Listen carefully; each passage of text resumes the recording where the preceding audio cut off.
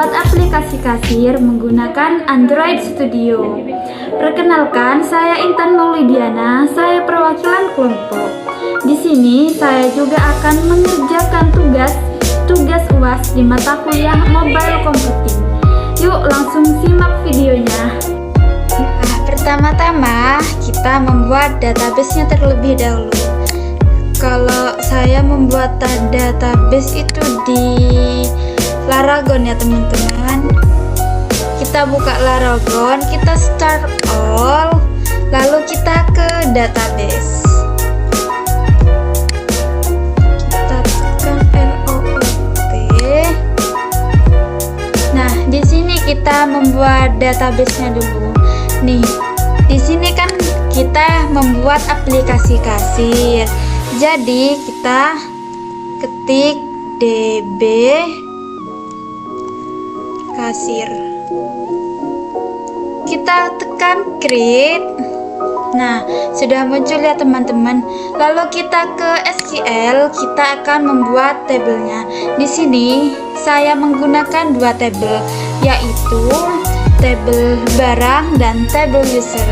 Nah, sekarang kita mulai membuat tabel barangnya.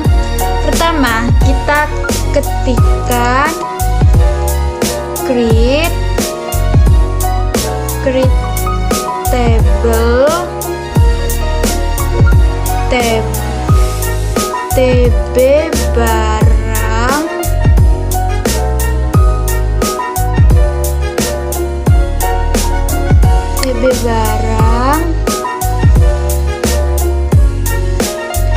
ID barang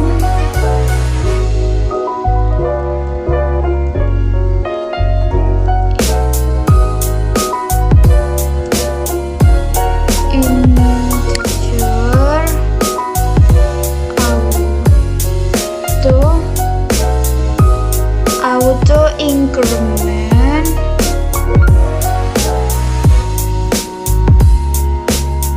auto increment primary key.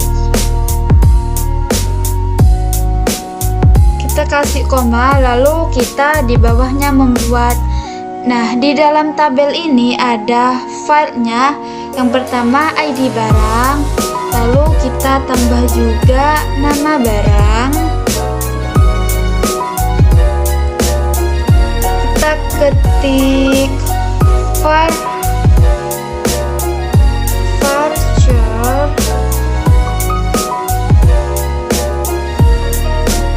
100.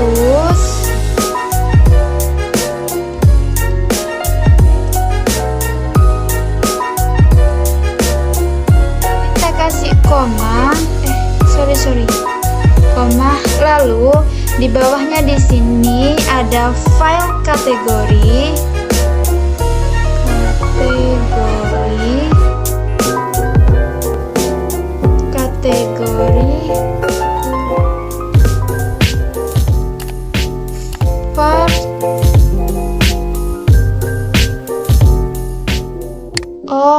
sorry teman-teman, saya typo.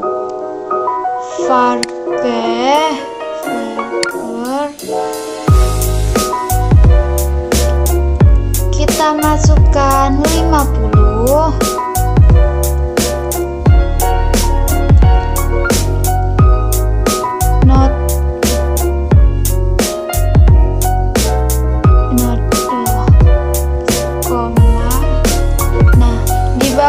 Kategori ada file harga.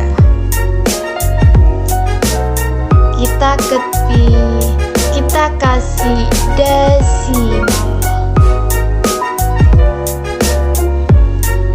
10,2.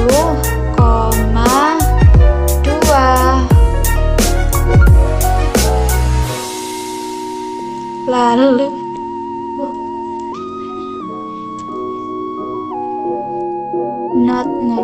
nah, di bawah file harga ada file stock integer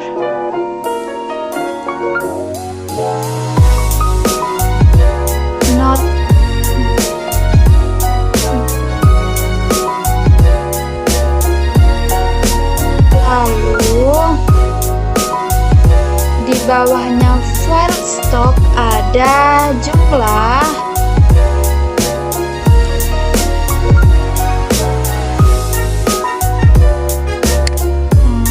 kita ngopi dari yang di atas saja ya untuk mempersingkat waktu.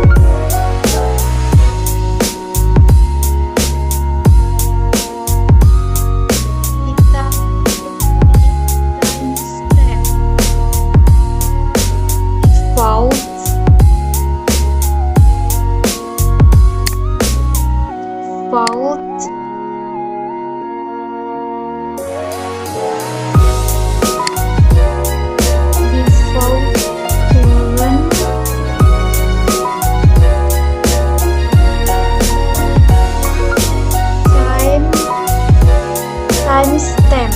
Oh, ini ada ya teman-teman.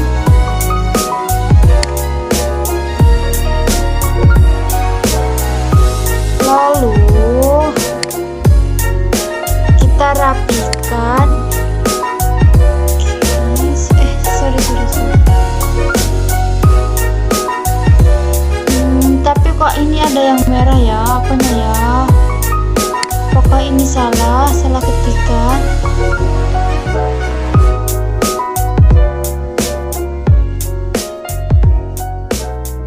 Tunggu ya teman-teman, aku mau koreksi dulu ya.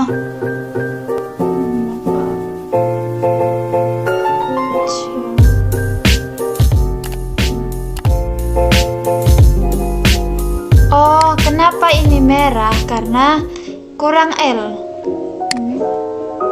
Kok tetap merah, guys? Tunggu dulu, aku mau dikoreksi.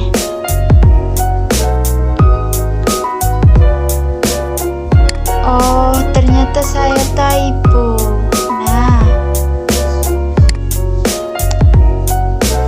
Nah, sudah berhasil. Kita klik go. Nah, kita sudah berhasil membuat TB barang. Sekarang kita ke table user.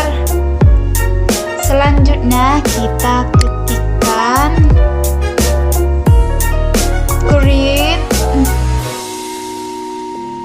create table if not exist.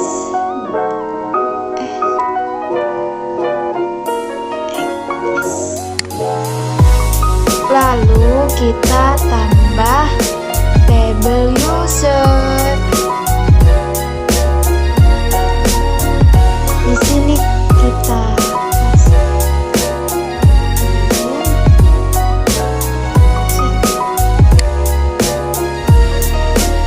lalu kita buat filenya, yaitu di sini file di table user ada 3, yaitu ID user, username, dan password. Nah, mari kita bahas satu persatu. ID user,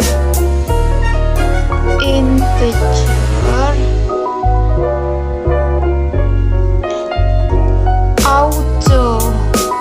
auto increment, primary key.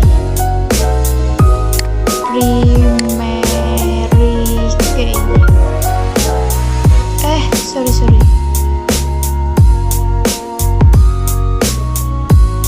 Selanjutnya kita buat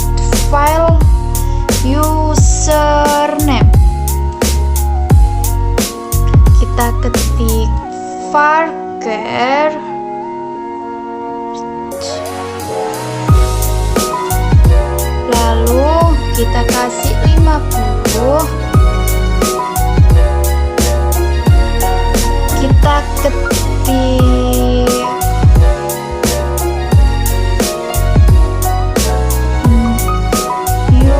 unique. Selanjutnya kita membuat file yang terakhir, yaitu password. Password. Sorry, ini pakai huruf kecil. Mending kita klik manual aja. Kita ketik var, lalu kita kasih 255. Kita ketik not, lalu kita lepas dari yang di atas untuk mempersingkat waktu. Tapi di sini kok error ya?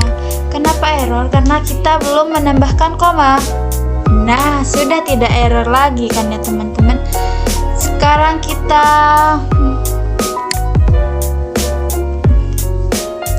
coba jalankan. Nah, di dalam database kasir sudah ada 2 tabel. Kita sudah berhasil buat ya teman-teman, yaitu ada tabel barang dan tabel user.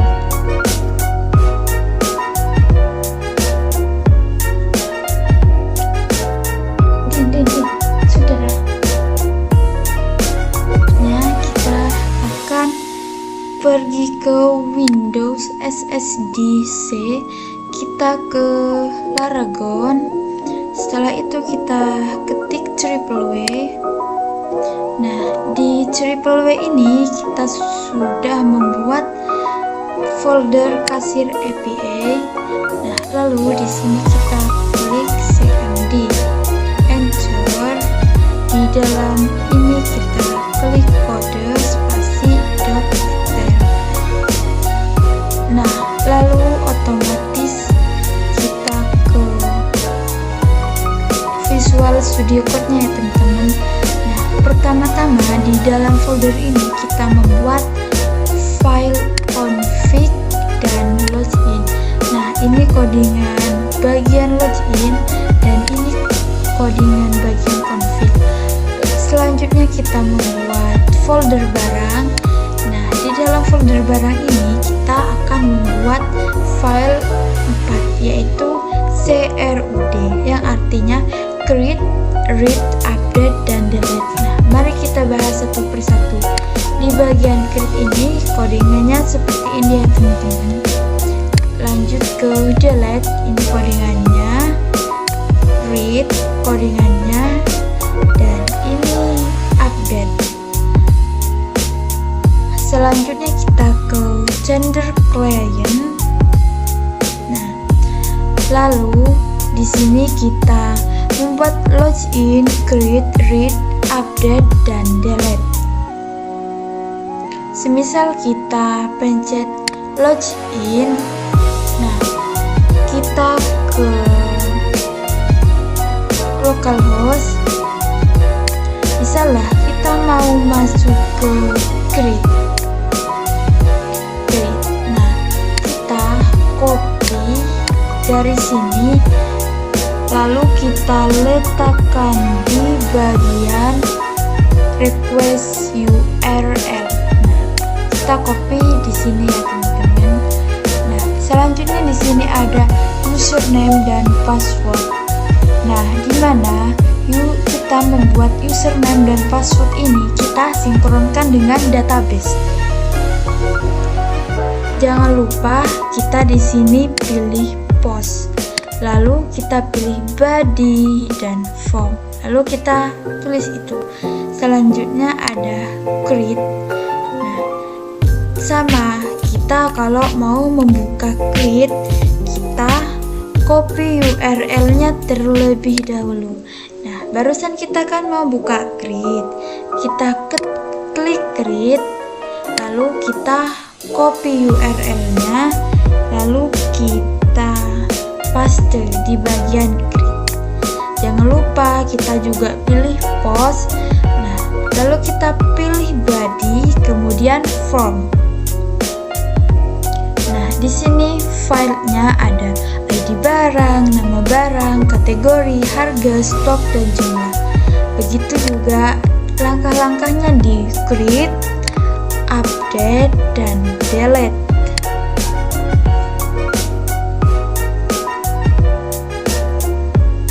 Nah, selanjutnya kita beralih ke aplikasi lain, yaitu Android Studio. Nah, saya akan memberitahu kalian bagaimana sih cara kita membuat project di aplikasi Android Studio. Pertama, kita klik new project. Nah, di bagian phone and tablet ini saya pilih MG Activity. Lalu next. Nah, di bagian name ini kita kan mau membuat aplikasi kasir. Kita ketiklah kasir APA. Lalu saya sama dosen diperintahkan bagian page name dikasih nama akhiran kita. Nah, di sini saya kasih nama Maulidiana karena nama saya Intan Maulidiana. Di sini juga ada Pratiwi karena rekan saya nama akhirannya bernama Andini Pratiwi. Nah, save location-nya ini sudah berada di D Mobile Computing. Lalu ada nama project kita, project yang kita buat yaitu kasir APA. Nah, bagian minimum SDK-nya ini di laptop saya sudah otomatis ada APA 24, tapi saya sama dosen itu diperintah menggunakan APA yang versi 21. Jadi kita mengubahnya ke APA 21. Lalu di bagian build configuration language. Nah, maksudnya build configuration language ini adalah bahasa yang mau kita gunakan. Di sini ada dua pilihannya sama Groovy DSL, tapi instruksi dari dosen menggunakan Kotlin. Lalu kalian ketiklah finish. Kenapa saya tidak mengetik finish? Karena ya saya sudah buat projectnya. Cuma saya memberi tahu kalian tentang langkah-langkahnya. Oke. Lanjut ke pembahasannya. Nah, di sini ada lib version tone. Nah, di bagian kode nomor 3 dari bawah ini kita tambah sendiri.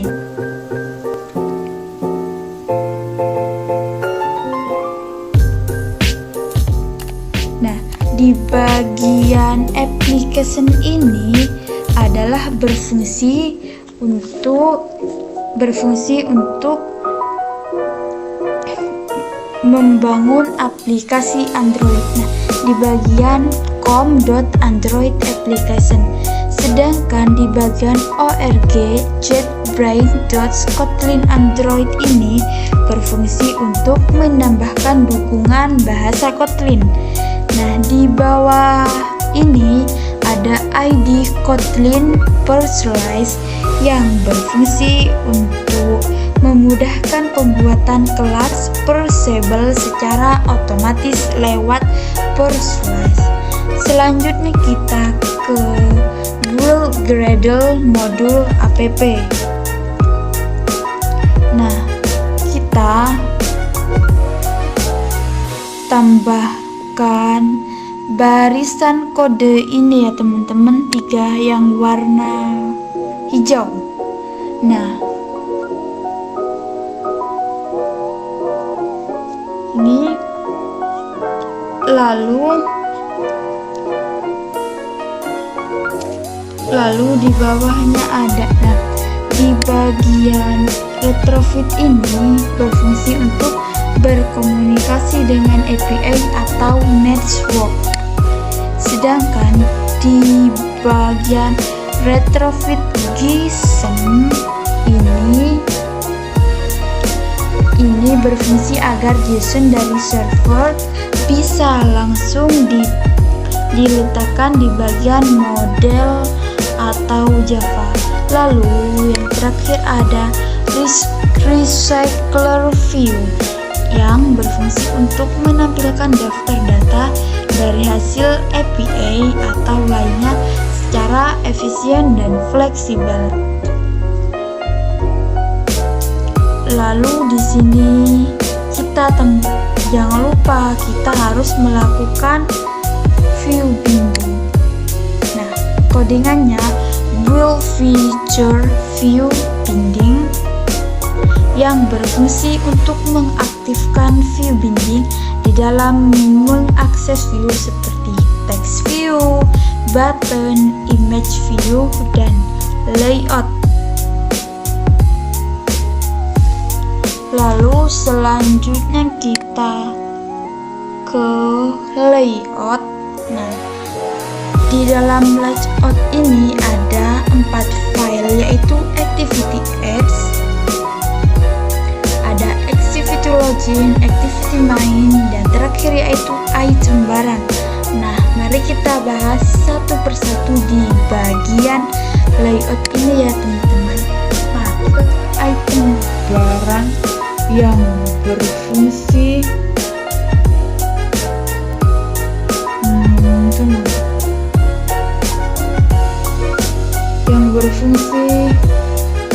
untuk menyajikan secara ringkas informasi.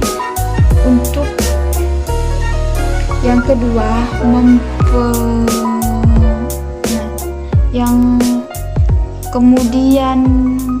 yang kedua juga mempermudah pengguna melakukan aksi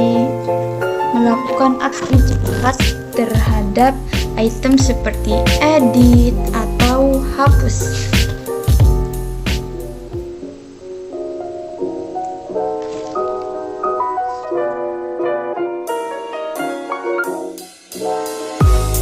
Selanjutnya di sini ada activity main. Nah, ini codingannya dan ini desainnya. Nah, di dalam activity main ini ada kode text view. Nah, bagian ini ya teman-teman, kita sikirkan dulu desainnya. Nah, di text view ini untuk memunculkan judul, daftar barang, lebar, dan constraint start end. Lalu di bagian recycler view, kita ke recycler view. Nah, di bagian ini namanya recycler view, berfungsi untuk menampilkan list dan mengisi ruang di antara di antara header. Selanjutnya ada manifest floating action button. Nah, di sini berfungsi untuk memudahkan pengguna untuk menambahkan item baru. Lalu kita ke activity login. Nah, activity login ini kita sudah ke activity login. Nah, di activity login ini bertujuan untuk menyajikan tampilan login, memanfaatkan elemen material design seperti card view dan text input layout, dan juga disusun untuk menggunakan constraint layout. Nah, seperti ini ya penggunaannya teman-teman.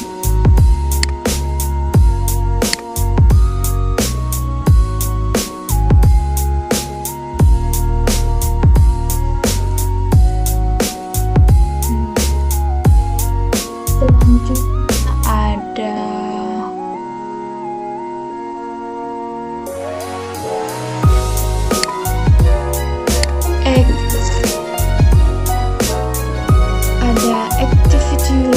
login. Nah, di bagian activity login ini salah. Nah, selanjutnya ada activity ads edit. Nah, di mana bagian activity ads edit ini di scroll untuk membuat seluruh form dapat di scroll. Selanjutnya kode di bawah ini berfungsi untuk menampung semua input, memberikan efek kotak. Lalu kita ke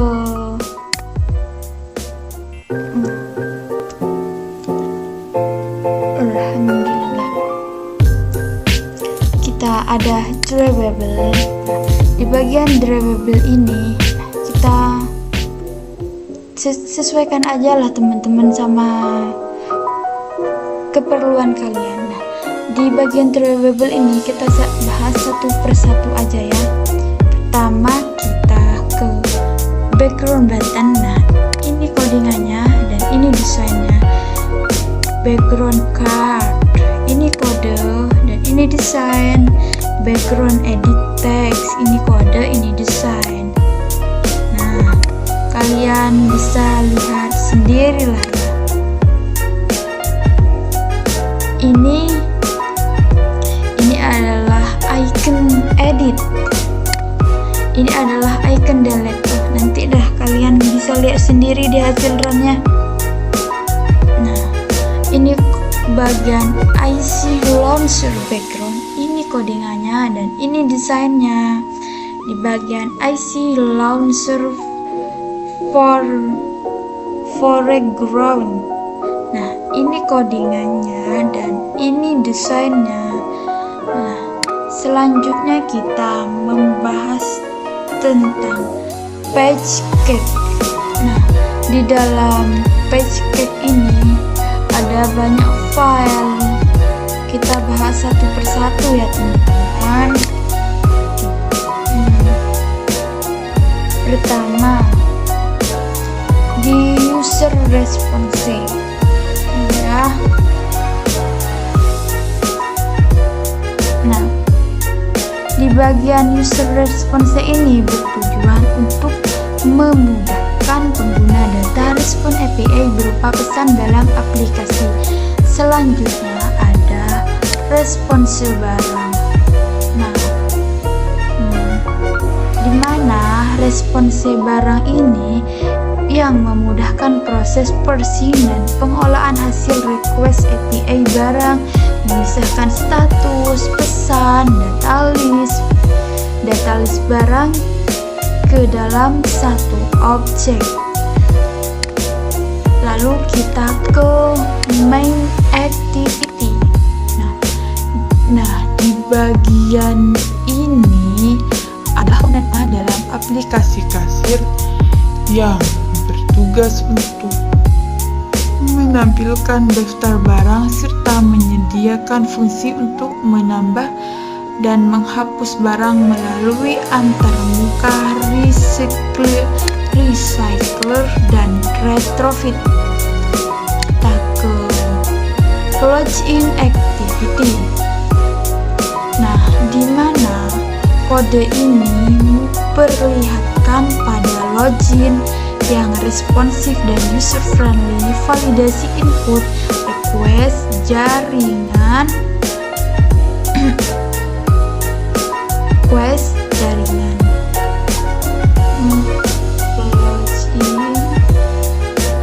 dan memblok jaringan, request jaringan non-blokir, serta penggunaan respon yang sukses dan gagal. Seperti ini codingannya ya. Kalau kalian mau lihat lebih detail, saya geser. Selanjutnya kita ke barang adapter.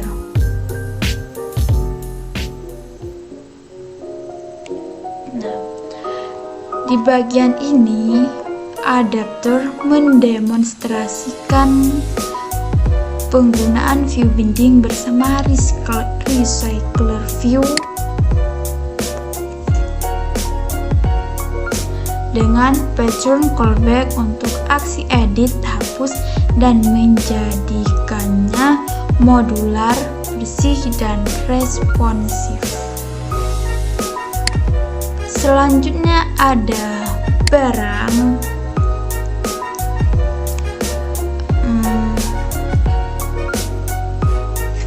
Kode ini memudahkan pengiriman objek barang lewat intent atau bundle dengan cara yang efisien, cepat, dan aman di aplikasi Android.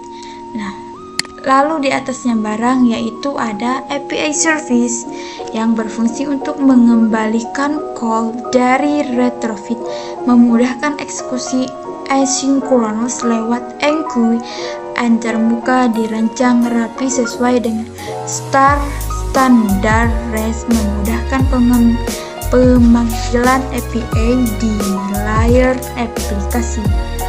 Next, kita ke API client. Ya Allah.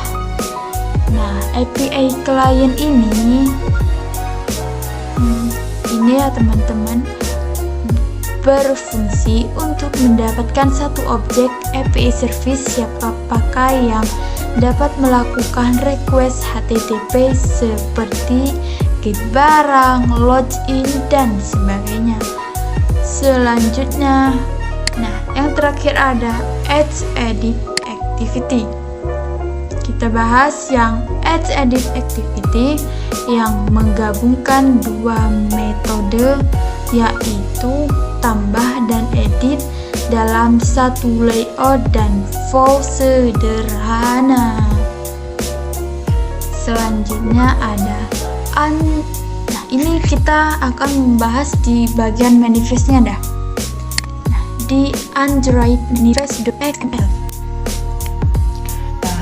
Di mana bagian ini memastikan aplikasi memiliki izin yang diperlukan, konfigurasi keamanan jaringan, dan struktur activity yang jelas.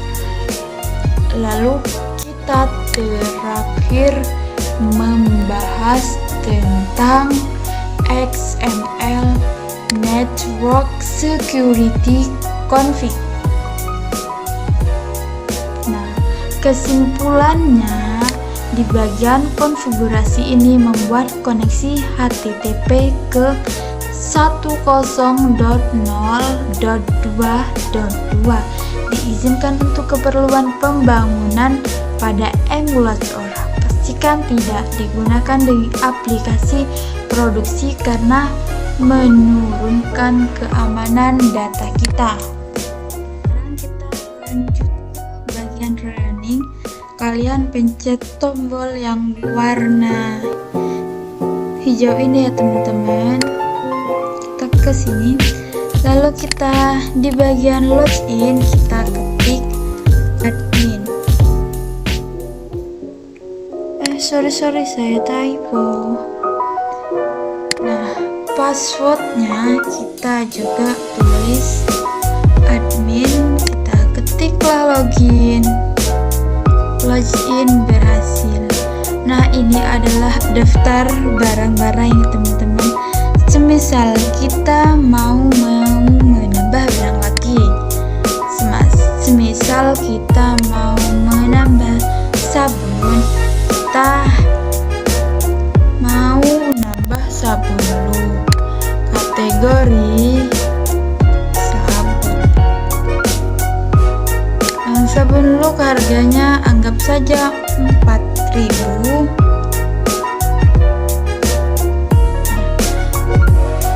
Stoknya semisal ada 45 stok, jumlahnya anggap aja kita tulis 21. Kita klik simpan. Nah, data berhasil ditambahkan. Lalu muncullah di sini data sabun look yang kita buat tadi. Semisal saya mohon maaf ya teman-teman, di sini ada barang yang kurang mengenakan, soalnya ini barusan teman saya yang buat. Nah, tapi nggak apa-apa lah, saya akan memberitahu kalian tentang bagaimana menghapusnya. sini kan ada tombol hapus sama edit. Misalnya kita mau menghapus data yang kurang mengenakan ini, kita ketiklah icon hapus. Nah, sudah terhapus. Misal kita mau menambah lagi, mau menambah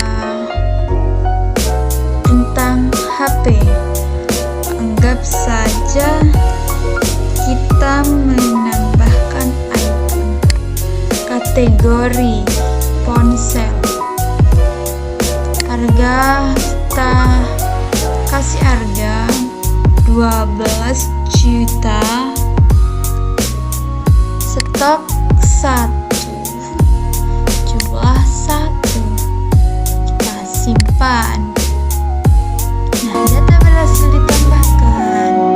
Nah, begitu ya teman-teman cara mengulang aplikasi yang sudah kita buat.